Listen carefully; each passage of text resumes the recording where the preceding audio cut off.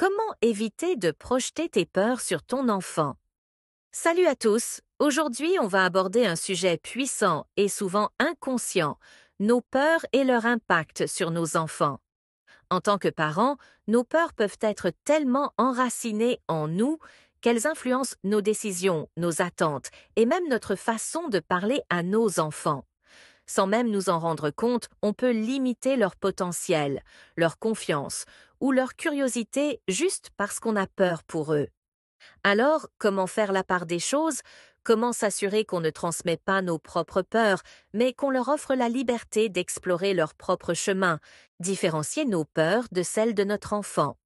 Pour commencer, il est essentiel de prendre conscience des moments où notre réaction semble excessive par rapport à la situation.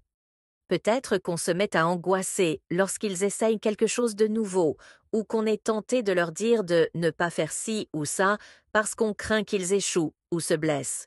Je vous propose un exercice concret.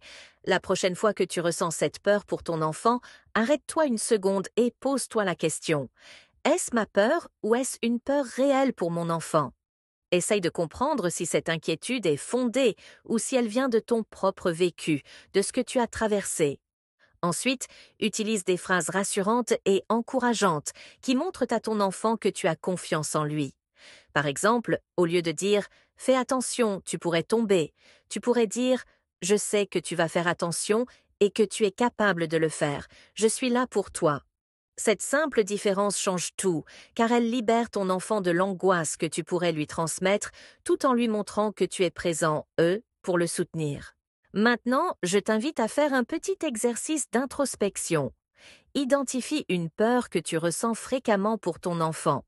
Note-la et demande-toi, comment pourrais-je réagir autrement, de manière plus apaisée? Pense à une action ou une phrase que tu pourrais adopter la prochaine fois que cette peur se manifestera. Ce petit pas peut transformer ta relation avec ton enfant et l'aider à grandir dans un environnement plus serein. Le courage d'un parent, c'est de libérer son enfant de ses propres peurs. Je sais que cela peut être difficile et il est normal d'avoir des peurs en tant que parent. Mais rappelez-vous, chaque fois que vous choisissez de les surmonter, vous donnez à votre enfant la liberté de faire ses propres expériences et d'apprendre par lui-même. Vous lui montrez que la vie est pleine d'opportunités et non de dangers à éviter. Ce chemin est une forme de courage, celle de faire confiance, même si c'est parfois inconfortable.